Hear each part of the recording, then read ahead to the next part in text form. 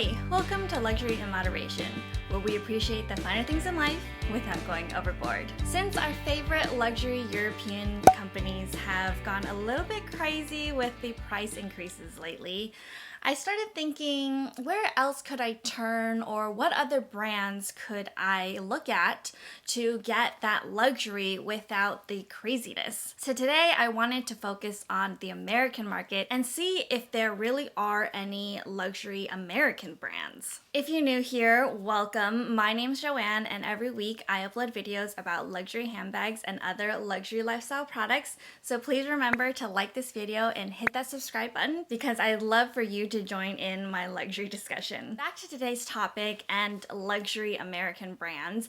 I put luxury in quotes because I did do a recent video where I talked about how I feel like true luxury is really not around these days, and one company and one brand encompassing all the luxury markers is really hard to find. But I still wanted to highlight some brands and companies that I think are doing a pretty good job these days in terms of having some luxury characteristics, whether they be true luxury or just premium brands. I'd love to hear your thoughts below. So the first and most obvious brand you might think of when it comes to American luxury might be Tiffany Co. Now, that's actually not the first brand that I thought of, but let's get into that in a second. In terms of Tiffany Co., I did a whole video about their history and how I see them going forward now that LVMH has bought them, and things are definitely changing there. But let's talk about some of the characteristics that makes Tiffany Co. a luxury brand.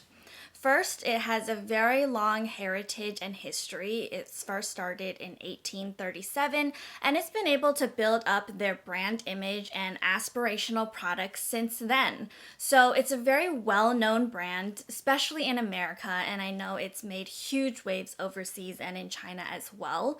So there's definitely that awareness. And at some point in maybe the late 90s, that awareness kind of became too much, and they actually started to lose some of that luxury factor, because I remember growing up, every 16-year-old wanted that Return to Tiffany sterling silver bracelet, and then they wanted to capture that market and profit, so they started creating so many sterling silver items so all the teenagers and young adults could get the Tiffany items, that I personally feel lowered that aspirational brand in my eyes. So even though I thought the brand was lovely, I love the Tiffany blue, because it started to become more mass and they weren't keeping up that super high luxury image, it did start to falter. So I do agree with LVMH that there's a lot of potential there, but they do have to make a lot of changes in order to get Tiffany Co. back to that high luxury brand. So some of the things that LVMH has started to do is increase prices on a lot of their jewelry items.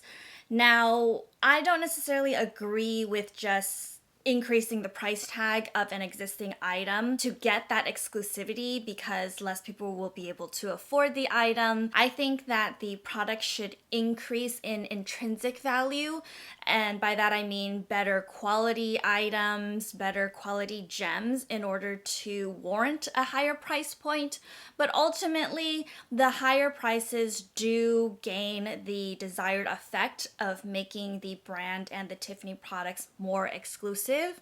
So with that, I do see Tiffany returning to a higher luxury brand in my eyes, even though I don't necessarily agree with the way LVMH is doing it. Now onto the first brand that my mind actually jumped to when thinking about American luxury brands, and that would be Nike.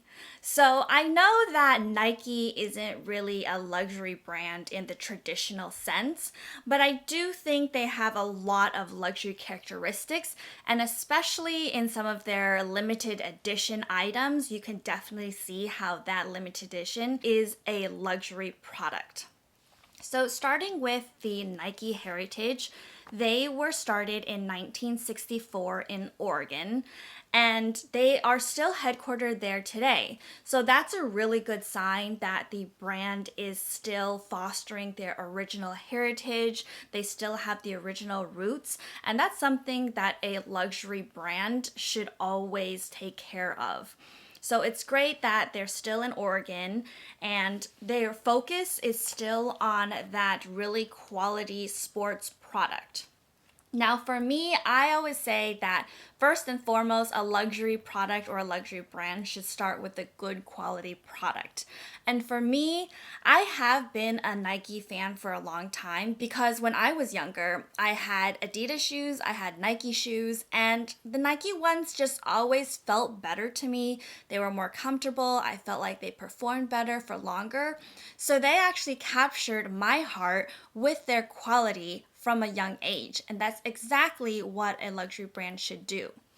Now, since that time, of course, I know that, they have lower quality products, they have lower quality price points. So there's no question that some of Nike products are not luxury at all. But getting back to some of their other luxury characteristics, they are always innovating on how to make their products perform better in the sports arena, as well as the materials that they use. I know they're experimenting with more sustainable materials and they're always pushing themselves to be more innovative. So that's another quality of a luxury company. Another really important factor is that their brand messaging is very aspirational.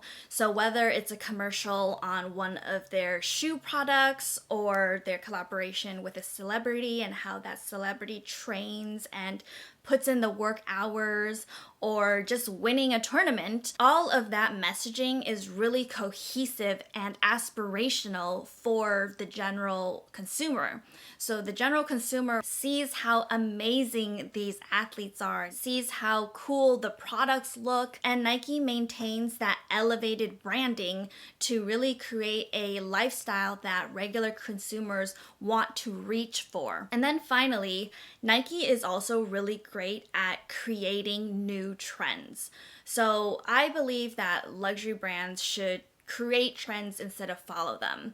And Nike's been very good about experimenting with different styles, experimenting with different designers and limited editions. And some of them fail, if you're gonna try something different, it's not always going to be a grand slam hit every time. But they have created that culture of pushing the envelope, of being more edgy, of appealing to that next generation consumer. That's really what makes the brand continue to be aspirational and continue to be cool in the current culture. So they are credited with creating the sneaker culture. I'm not a sneakerhead myself, but I know that there is a huge craze over some of their sneaker launches. They have some amazing limited editions with other brands or designers. Most recently, they actually collaborated with LV, and now there are LV Nike sneakers. And I didn't even know about this when I first thought about Nike as a luxury brand. But after I started doing research on this topic, I saw the LV sneakers and I saw articles saying that Nike wants to be a luxury brand. And I'm like, that totally makes sense because, again, they have maintained that amazing brand value for years and years and years. So I think there's a lot of potential there. And even though they might keep their price points and some outlet products as a lower market item, ultimately they are already a luxury brand when it comes to those limited edition sneakers that are selling for so many thousands of dollars in the secondhand market. You can just tell that their product and their branding is what people want and will pay money for. The third item that I thought of when it comes to American luxury is actually not really branded at the moment, but the product itself are cowboy boots. So I actually have a pair of cowboy boots and I've never worn them. I did get them as a gift and I haven't been able to let them go because they're just such a beautiful example of leather craftsmanship and just a really high quality product. So I did a little bit of research and I found out that cowboy boots were first invented by a Mr. Charles Hire in 1875.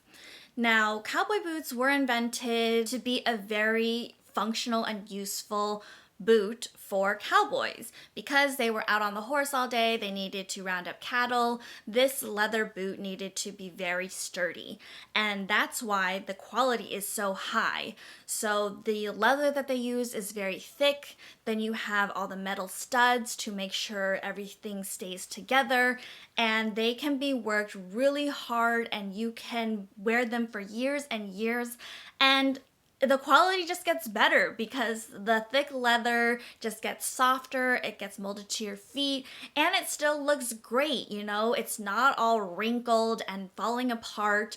The more you wear cowboy boots, the more comfortable they will be. So I believe that if there was a cowboy boot brand that really wanted to become a very high-end luxury brand, they could totally do it, because just think about it. They have the history, they have that heritage, they have the craftsmanship of creating a very high quality product. All they have to do is message that amazing story into an aspirational lifestyle that more people know about, and it could become a really cool thing. And in this day and age, I know cowboy boots are kind of a niche thing, you know, you only really hear about or talk about it in the American South, but still it has sustained for some reason, right? Since 1875, cowboy boots are still made today and people still wear them. LV started out as a very niche thing. They were travel cases that turned into making handbags, ready to wear, and now fine jewelry. So why couldn't a luxury boot brand, after establishing themselves as a very amazing leather craftsman, start making amazing leather bags? I think that would be a really cool story, and I think there's a lot of potential there. My final example of American luxury, or a potentially luxury brand, comes from my old professor of luxury marketing, and she actually has been, you know, following luxury brands and studying luxury brands for a long time. She's come out with a couple books. I'm going to link them below in the description bar because I want to give her all the credit. And basically, she believes that Goop, the Gwyneth Paltrow brand, has all the makings of a true luxury brand. Now, why is that? First of all, it's pretty young. Goop started in 2008 as an online newsletter where Gwyneth Paltrow was just emailing some of her friends and family with some cool finds that she loved. But since that time, Goop has really grown and still been able to maintain a very luxury and aspirational lifestyle brand that remains true to its roots. So, since 2008, my professor has been doing some surveys about the Goop brand, and she's found that from my generation to the younger generation, there's an overall good feeling about the brand. And for me personally, I'm not super into the pseudoscience items that she writes about, but I totally get that she is an aspirational person. She looks lovely. Her lifestyle seems amazing and luxurious. So I also agree that if I had money to spend on frivolous, amazing things, maybe I would buy some things off the Goop website. But more importantly, Goop didn't start selling things on their website and start wanting to rake in the dollars from every consumer. It's not appealing to the masses and telling everyone to buy stuff from their website and just becoming any old thing.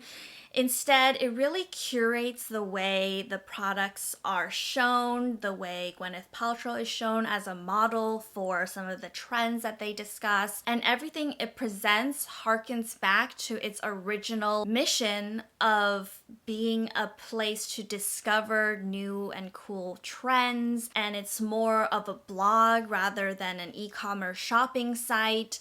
So the way that it continues to very carefully watch every detail of how items and words are presented on the page makes it a very elevated brand for the younger generations to continue to look towards Goop as an authority in that industry, in that space. And And that's another characteristic of a luxury lifestyle brand. You know, it's going to create some rules, it's going to do something different, and it's going to do it in a way that is very emotional to its customers. And even though it is still a little bit young to be called a luxury brand, if it continues to stay along this path, then in maybe a couple more decades, we can actually see it become a luxury brand. Now, just before we wrap up this topic, I wanted to quickly talk about some brands that didn't make the list.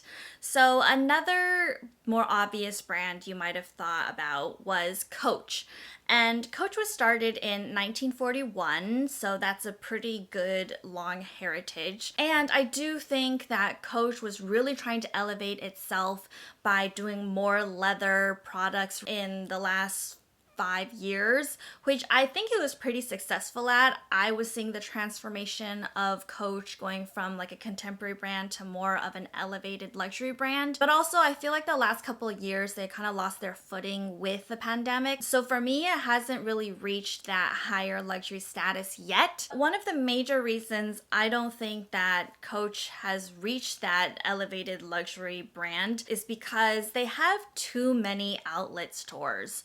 So that's another topic I'm kind of exploring at the moment. And I'm kind of playing with that idea of like contemporary brands or outlets somehow in my next video. So make sure you like this video, subscribe, and hit that notification bell so you don't miss my next video.